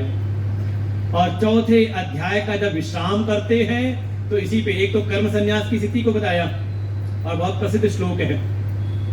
ज्यादातर धारणा क्या है, हम इसको स्थूल रूप में समझने का प्रयास करते हैं। कर्म संन्यास मतलब सारे कर्म छोड़ दें, और जिस बात को भगवान निषेध करके आए तीसरे अध्याय के प्रारंभ में ही एक स्थिति दिखाई वहां पर कि कोई ऐसा है कर्मेंद्रियाणि संयम या आस्ते मनसा स्मरण, कोई कर्मेंद्रियों को तो रोक ले, कोई क्रिया न करे और मन के द्वारा संसार का चिंतन करता रहे, तो भगवान ने उसको पहले ही नकार दिया था कि ये तो कोई मिथ्याचारी है, कोई मूढ़ है। और यही कहा कि बिना कर्म का आरंभ किए ना कर्मणा मनारंभात नैष्कर्म्यम पुरुषोष्टुते, कि बिना कर्म का आरंभ किए कोई भी उस नैष्कर्म की स्थिति को नहीं प्राप्त कर सकता। न च संन्यासनात् एव सिद्धिं समधिगच्छति, बार बार भगवान कहते आए तीसरे अध्याय में कि केवल कर्म के संन्यास से का कोई भी परम सिद्धि की प्राप्ति नहीं कर सकता। तो वास्तव में कैसे कर्म का संन्यास करना है, तो चौथे अध्याय भगवान ने एक शब्द जोड़ा ज्ञान, ज्ञान पूर्वक कर्म का संन्यास जीवन में हो। और उसका ये लिए प्राण जो श्लोक था चौथे अध्याय का, कर्मण्य कर्म यह पश्चेत अकर्मणि च कर्म यह सबुद्धिमान मनुष्येषु सयुक्तः कृष्ण कर्म कृत। एक दृष्टि दिखाई कि जो कर्म में अकर्म को देख ले और लौकिक दृष्टि से जिसको अकर्म कहा जाता है उसको कर्म देख ले, उसमें वास्तव में वही ज्ञानी है। सब बुद्धिमान, वही समझ सारे मनुष्यों में बुद्धिमान है, वही परम योगी है, वही युक्त है। और समझ लो उसके सारे कर्तव्य कर्म पूर्ण हो गए। और ऐसा करते हुए भगवान चौथे अध्याय का विस्तार करते समझाते हैं। अब इसीलिए मान के चलते कि चौथा अध्याय आपने, अब यह है कि चौथा अध्याय कहीं और हुआ था, वहां के श्रोता अलग थे और यहाँ श्रोता नए हैं, तो कभी हम चलो चौथे अध्याय का समापन वो लेंगे, पाठ करते हैं 41वां 42वां, क्योंकि जब तक चौथे अध्याय को नहीं समझेंगे, हल्का सा पकड़ नहीं आएगी, तब तक आप 5वें अध्याय प्रवेश करना मुश्किल होगा। जैसे सुंदरकांड का पाठ करते हैं ना, तो शुरुआत कहां से होती है? किष्किंधा कांड के समापन से। श्री भगवान उवाच योग संन्यस्त कर्माणं ज्ञान संचिन्न संशयम् आत्मवन्तं न कर्माणि आत्मवन्तं न कर्माणि निबध्नन्ति धनञ्जय तस्मादज्ञानसम्भूतम् हृस्थं ज्ञानासीनात्मनः चित्वैनं संशयं योगम् आतिष्ठोत्तिष्ठ भारत। भगवान चौथे अध्याय में अर्जुन को संबोधित करते, हे भारत। भगवान ने अर्जुन को संबोधन दिया है, अर्थात जो भा माने प्रकाश, रत माने रमण करना, जो ज्ञान के प्रकाश में रमण करने वाला हो। ये हमारे देश का भी नाम है, जहाँ की सुबह ज्ञान से होती है, ज्ञान के प्रकाश में, उपासना के प्रकाश में, बेहोशी में नहीं। इसलिए प्रारंभ मैंने कहा ना कि हमारी संस्कृति है कि नव वर्ष में प्रवेश करना है तो घट स्थापना करके, देवताओं की स्थापना करके, माँ भगवती की उपासना करके, शक्ति उपासना करके, अपने हृदय मन आदि को पवित्र करके हम नव वर्ष में प्रवेश करें। ऐसा जिनका स्वभाव हो उनको कहते हैं भारत। और जहां ऐसे लोगों की बहुतायत है, मेजॉरिटी है ऐसे लोगों की, उसको कहते हैं भारत वर्ष। ठीक है, वहां कहते हैं हे भारत। उस योग के द्वारा, किस योग के द्वारा कहा, ज्ञान संचिन्न संशयम, इस ज्ञान योग के द्वारा अपने सारे संशयों का छेदन करके, संन्यस्त कर्माणम, तुम अपने कर्मों का संन्यास करो। केवल कर्म संन्यास नहीं, ज्ञान से युक्त कर्म का संन्यास। इसलिए अध्याय का नाम है ज्ञान कर्म संन्यास योग। प्रवेश किसमें करना है? प्रवेश करना है पांचवा अध्याय कर्म संन्यास। लेकिन कैसे? ज्ञान के द्वारा। आत्मवंतम न कर्माणि निबध्नन्ति धनंजय। और ऐसे जब तुम उस ज्ञान के प्रकाश में अपने को स्थित कर लोगे, आत्मान हो जाओगे, आत्मा के स्वरूप को जान लोगे, और फिर जब कर्म करोगे परिणाम क्या होगा? कर्माणि न निबध्नन्ति। हे धनंजय, तुमको ये तुम्हारे किए हुए जो कर्म हैं तुम्हें बंधन में नहीं डालेंगे।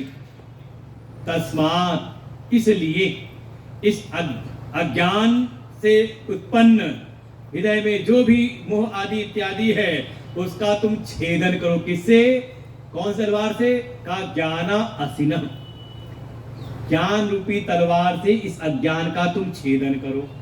और छेदन करने के लिए कहा, अपने भीतर के संशय को मिटाने के लिए, मिटा करके इस योग में तुम उठ करके खड़े हो जाओ। उत्तिष्ठ आतिष्ठ, खड़े होकर के तत्पर हो जाओ इस कर्म के लिए। अर्थात अर्जुन को भगवान कहते हैं तुम कर्म में लगो, भीतर के इस ज्ञान के द्वारा संशयों का छेदन करते हुए तुम अपने कर्तव्य के लिए तत्पर हो जाओ।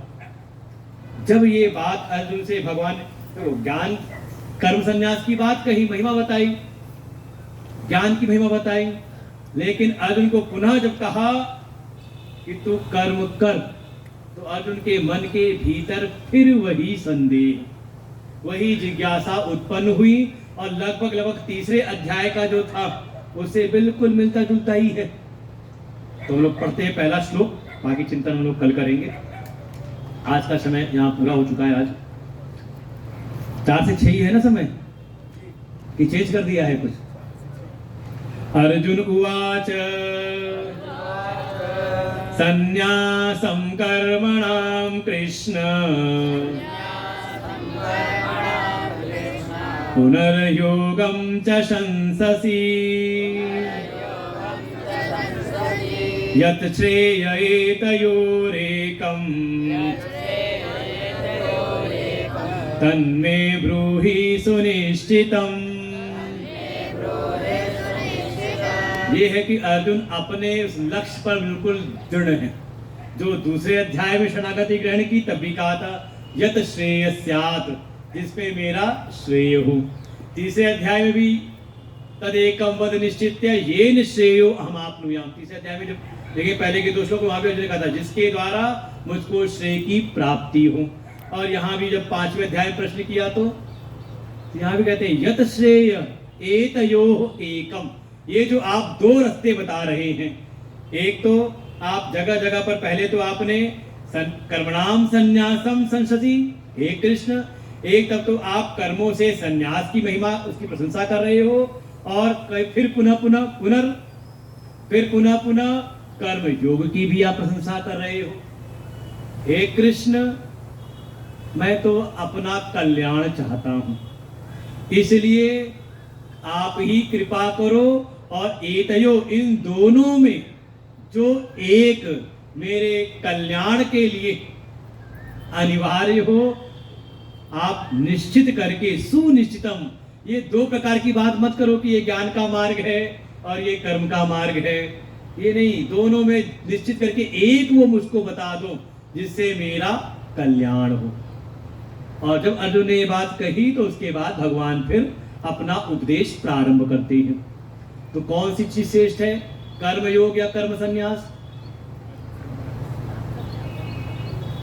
देखो समाज में चलता है कि भगवान की प्राप्ति कर्म के द्वारा मिलेगी या कर्मों का त्याग करके ज्ञान के द्वारा मिलेगी। कैसे मिलेगी?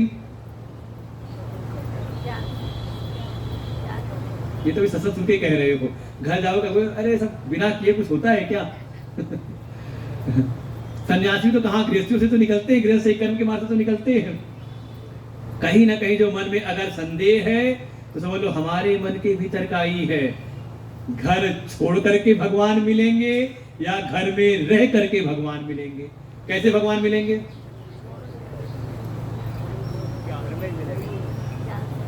घर में रह करके नहीं मिलेंगे। तो जो घर छोड़ करके बैठे हुए सब ये लोग, इनको नहीं मिलेंगे।